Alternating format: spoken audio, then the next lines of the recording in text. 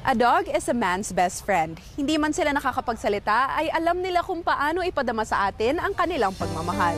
Kaya dapat lang natumbasan natin ng tamang pag-aaruga ang kanilang mga ginagawang kabutihan para sa atin. Magandang gabi, ako po si Carla Lizardo at ito ang Personage. Mga karanasan na kapupulutan, mahalagang aral sa tinak na daan, kwento ng tagumpay at mga inspirasyon, hango sa buhay at muling pagbangon, pinalakas, pinatatag ang kalooban, natutong lumipad, natutong lumaban, mga katangi-tanging Pilipino, iba't ibang istorya at pagkatao, alamin kung paano at kung sino-sino, kilalanin bawat isa sa likod ng bawat kwento.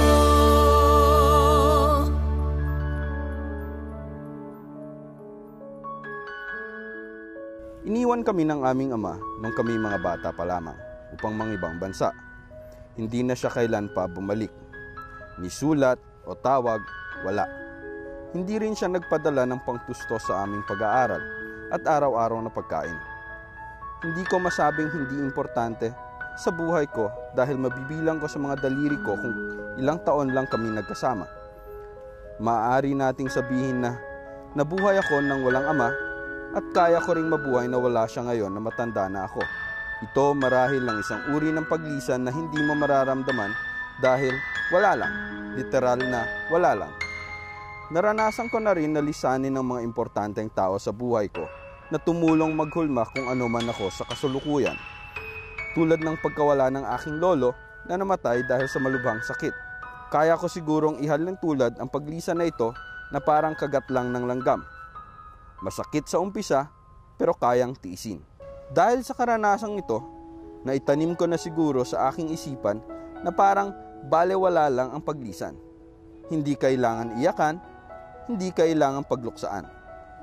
Sabi nga ng mga nakakatanda, kahit ano man ang gawin mong pagpigil sa paglisan, ay dadating ang panahon na kailangan mo itong tanggapin. Akala ko, hindi na ako magkakaroon ng pagkakataon na magkaroon ng ibang emosyon tuwing may lumilisan. Iba pala ang pagpaparamdam sa akin ito. Bata pa ako, madami na kaming mga alagang aspin. Pero para sa akin noon, mga aso lang sila. Kailangang pakainin, painumin, paliguan. Andyan sila para bantayan ng aming bahay, magmasid at protektahan ng kapaligiran. Andyan sila kapag kailangan mo ng kalaro at kasama. Kapag namatay ang isa sa kanila, ililibing lang. Tapos, yun na yun.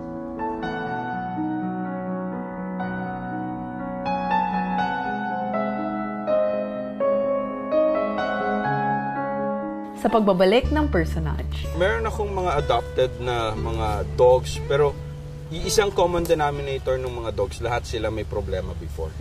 Lahat sila, most of them nangangagat, makulit, naninira ng bahay, maingay. So lahat sila galing dun sa mga galing sa ganung frame of mind.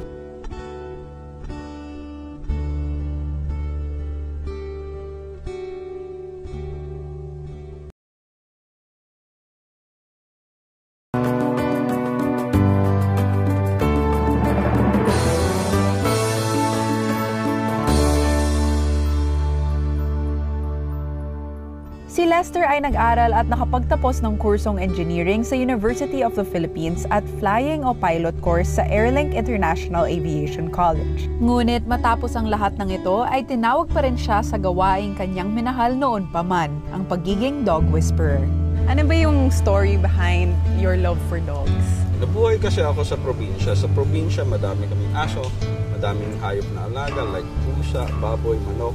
So, doon ako ngayon nahilig sa pag-aalaga ng aso. Nung 7 years old ako, tinanong ko yung lolo ko kung pwede akong magkaroon ng dog.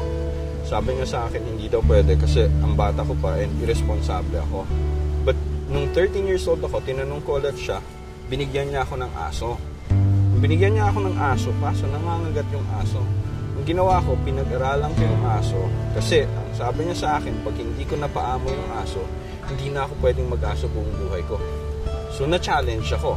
Yung challenge na yun siguro yung nagdala sa akin na sa aking sarili na masarap palang mag-alaga ng aso, and nakatulong ito sa akin para mas maging kalmado and mapalayo sa masamang bisyo. And since that first dog, ilang aso na yung naalagaan mo? Ngayon, 22. 22 right now. Kasi after nung first dog, every year nagdadagdag ako ng isa. Tapos, ngayon, nahilig ako sa Doberman. Way before, nahilig na ako. Pero ngayon, nagdagdag pa ako ng Dobermans. So, how do you choose your dogs? Parang nagre-rescue ka ba? Or Yes. makikita mo lang sila? Meron akong mga adopted na mga dogs. Pero, isang common denominator ng mga dogs, lahat sila may problema before.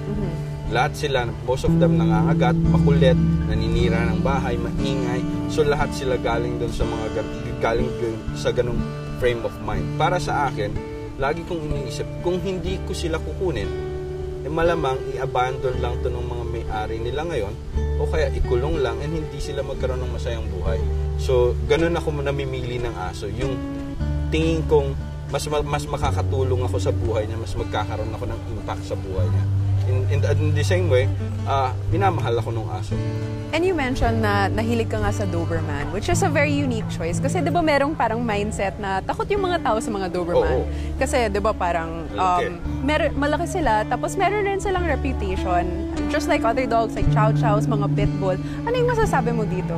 Yung sa Doberman, kaya ako nahilig dun sa breed na yun, kasi nakita ko sila as loyal, matalino, and fierce. Pero maraming ang taong natatakot sa kanila kasi ang lalaki nila. Pero hindi alam ng mga tao na very sweet sila, very loyal, very intelligent. Ngayon, kaya sila nagkakaroon ng bad reputation. Nagsimula yung Doberman sa movies. Ginagamit sila laging kontrabida. Tapos, eventually, ang nangyayari, yung mindset ng tao, nakakatakot ng mga asong to. Pero totoo lang, lahat ng aso pwedeng maging nakakatakot and pwedeng maging danger sa society. Depende yan sa pagpapalaki ng tao, ng may-ari. Kung palakihin mo siyang mabait sa ibang tao, sa ibang aso, then wala kang problema. Pero kung trato mo ng masama yung aso, tapos hinahayaan mo maging agresibo sa mga tao, then yun yung nagdadala ng bad reputation sa kanila.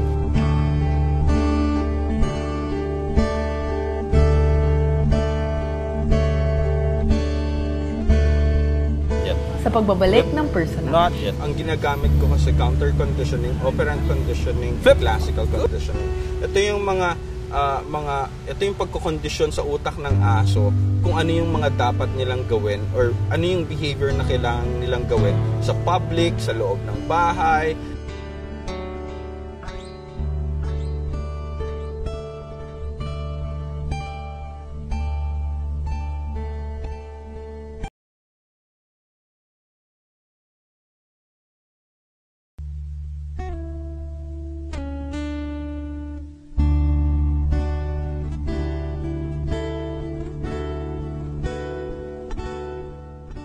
Ayon kay Lester, ang pag-aalaga ng aso ay may kalakip na responsibilidad, kaya mainam na magsagawa ng pagsasaliksik bago mag-alaga nito. If they can adopt a dog sa mga shelters, then that's better. Pero if they're gonna buy dogs, kailangan, kung halimbawa may breed yung mga aso na bibilhin nila, kailangan gumawa sila ng research nila, tama ba to sa family ko? Fit ba to sa family ko? Kung ikaw ay hindi outgoing person, tapos kukuha ka ng working dog, let's say Siberian Husky o kaya a Doberman o kaya German Shepherd, tapos hindi mo kayang ilabas araw-araw para i-socialize, then wag ka na lang kumuha. Kasi sigurado ako magkakaroon ng issues to, and malamang sa malamang i-abandon mo rin to. So again, very important, before you get a dog, you need to know kung ano yung kasamang responsibilidad sa pag-aalaga ng aso. Huwag kang kumuha dahil nakyutan ka lang. Kumuha ka dahil gusto mong pahalagahan yung aso and gusto mo siyang turuan na maging okay sa society natin. And of course, ngayon, you are recognized as the Pinoy Dog Whisperer. Pero of course, your techniques are actually quite different from the others out there. So can you tell us a little bit more about kung paano ka nagtatrain ng mga aso? Most of the time, ang ginagamit ko kasi counter conditioning, operant conditioning, and classical conditioning. Ito yung mga ito yung pagkokondisyon sa utak ng aso kung ano yung mga dapat nilang gawin or ano yung behavior na kailangan nilang gawin sa public, sa loob ng bahay, around other dogs, around other animals. So, yun yung mga ginagamit ko. Depende rin yon kung ano yung asong kaharap ko. Okay. Ang technique ko kasi, kailangan makita ko muna yung motivation ng aso. Let's say, merong isang aso motivated siya by food. Ibig sabihin, gagawin niya ng lahat para makuha yung pagkain, para ma-rewardan siya ng pagkain. Hindi mo to pwedeng gamitan ng bola. Kasi, mas gusto pa rin niya yung pagkain. Kung halimbawa naman yung aso, mas gusto niya yung bola, gamitin mo yung bola kaysa dun sa pagkain. Kailangan hanapin mo yung motivation ng aso para magamit mo ito para gumawa siya ng mga certain behaviors. And, most of the time, ang training method ko, ginagamit ko sa training method ko, puro mental exercises. Kasi minsan na nangyayari sa atin, pag nakakapanood tayo ng TV, ang nangyayari sa atin, ilakad natin yung aso natin para mapagod. After nun nakikita nyo, sumusunod yung aso dahil pagod siya. Hindi siya malikot dahil pagod siya. Paano kung hindi siya pagod? Susunod ba siya o hindi? Ako, ang ginagawa ko, kahit hindi pagod yung aso, kailangan sumunod siya dahil gusto niyang sumunod and dahil nagkakaroon siya ng reward. Yes. So it's more of voluntary behavior na ino-offer ng aso mo kasi masaya siya dun sa ginagawa niya. And lahat nito was self-taught. Yes. Nagsimula nga yan, kagaya ng sinabi ko kanina, nagkaroon ako ng aso na nangangagat. So, kailangan kong obserbahan yung galaw ng tenga, galaw ng mata, galaw ng paag, paghinga nila, lahat yan. I deal with dogs and I read dogs with their body language. Kasi doon lang natin mai-interpret kung ano ba yung nasa isip nila. Natatakot ba sila? Nagagalit? Nagulat? Anxious ba sila? Depende. Kung ano yung body postures nila. So, kailan ka nag-decide na tumulong sa mga pets ng ibang tao? Nagsimula kasi yan, I opened up a pet shop. Ang bala ko lang, gusto ko lang magkaroon ng pet shop na magkaroon ng boarding school, tapos magkaroon ng grooming salon for dogs. Nakita ko na ang daming pumupuntang aso. Kaso yung mga asong pumupunta, nangangagat pag ginugupitan. Ang kulit pag pinapaliguan. So, personally, ako yung nag-handle sa kanila and tinuruan ko paano mag-behave sa ibabaw ng grooming table. And nakita ngayon ng mga may-ari ng aso. So, nahilig sila na dun dalhin sa akin and nagugulat sila habang tumatagal, mas nag-behave yung aso nila, mas nagiging kalmado yung aso nila. Tapos, eventually, may mga dog owners na nagsabi, Sir Les, bakit hindi mo gawing professional? Turuan mo na yung kami, turuan mo na yung mga aso namin paano mag-behave. And then, siguro, nung sobrang dami na nung pumupunta na nag-ask for help, dun ako nag-decide na siguro it's the right time na gawin ko, ituloy ko na talaga yung ginagawa kung saan ako masaya.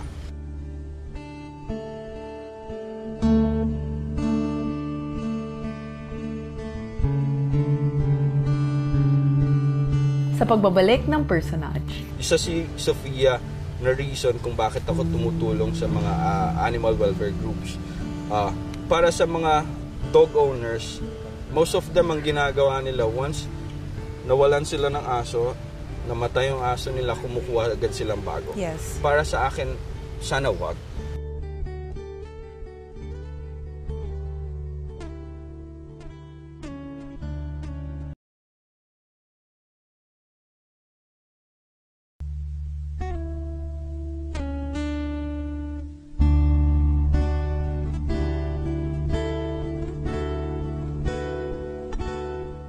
Hindi lang isang dog behavior expert si Lester, isa rin siyang event organizer, motivational speaker at writer. Dahil dito ay kung saan-saan lugar siya naiimbitahan upang magbahagi ng kanyang kaalaman at talento. So of course, when you have dogs, talagang na-attach ka sa kanila. Pero of course, hindi ganun kahaba yung time natin with them. Dahil ang lifespan nila, like around 8 to 10 years. And parang how do we deal with it when we lose our pets? Ako personally, I just lost my chow. So parang sobrang hirap kasi parang best friend mo na sila, they're part of your family. Ano ba yung advice na mabibigay mo? Yes, I know. That's a very delicate situation kasi for me, part of owning a dog kasi yung gusto mong kasama sila lagi, tapos alam mo yung saya na binibigay nila, tapos biglang mawawala sila. I dealt with, when I lost my Doberman, my Sophia, how I dealt with the loss, siguro nag-grieve talaga ako. Hindi ako lumapit dun sa ibang aso ko. Ayaw kong maramdaman nila na malungkot ako. Tapos siguro after a month, nag-decide ako na sige, kung kaya kong kumuha ng mga aso na matutulungan ko na pagandahin yung buhay nila, na mas mabuhay silang masaya, gagawin ko. In fact, I'm healthy. Isa si Sophia na reason kung bakit ako tumutulong sa mga animal welfare groups. Para sa mga dog owners, most of them ang ginagawa nila, once nawalan sila ng aso, namatay yung aso nila, kumukuha agad silang bago. Yes. Para sa akin, sana wag. Sana kung namatayan sila ng aso, hayaan nilang mag-grieve muna sila.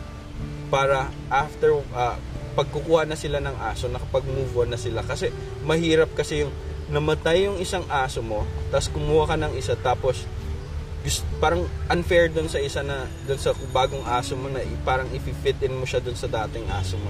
Parang in-expect mo na ganun rin siya. So, yeah.